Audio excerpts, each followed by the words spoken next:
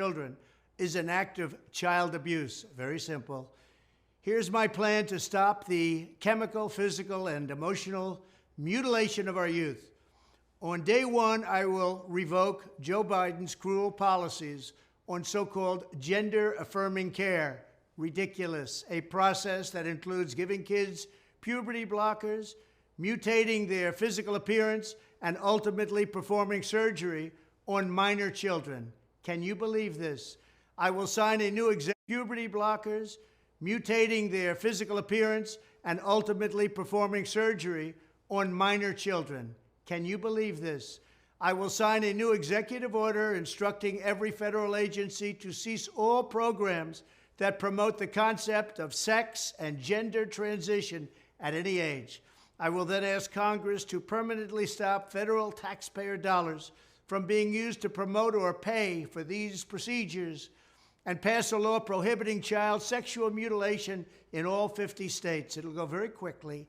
I will declare that any hospital or healthcare provider that participates in the chemical or physical mutilation of minor youth will no longer meet federal health and safety standards for Medicaid and Medicare and will be terminated from the program immediately. Furthermore, I will support the creation of a private right of action for victims to sue doctors who have unforgivably performed these procedures on minor children. The Department of Justice will investigate Big Pharma and the big hospital networks to determine whether they have deliberately covered up horrific long-term side effects of sex transitions in order to get rich at the expense of vulnerable patients, in this case, very vulnerable.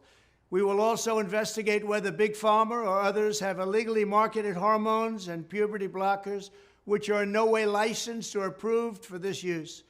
My Department of Education will inform states and school districts that if any teacher or school official suggests to a child that they could be trapped in the wrong body, they will be faced with severe consequences, including potential civil rights violations for sex discrimination and the elimination of federal funding.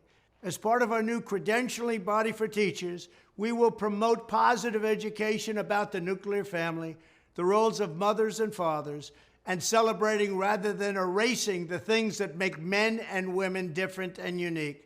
I will ask Congress to pass a bill establishing that the only genders recognized by the United States government are male and female, and they are assigned at birth. The bill will also make clear that Title IX prohibits men from participating in women's sports, and we will protect the rights of parents from being forced to allow their minor child to assume a gender which is new and an identity without the parents' consent. The identity will not be new, and it will not be without parental consent. No serious country should be telling its children that they were born with the wrong gender, a concept that was never heard of in all of human history. Nobody's ever heard of this, what's happening today. It was all when the radical left invented it just a few years ago.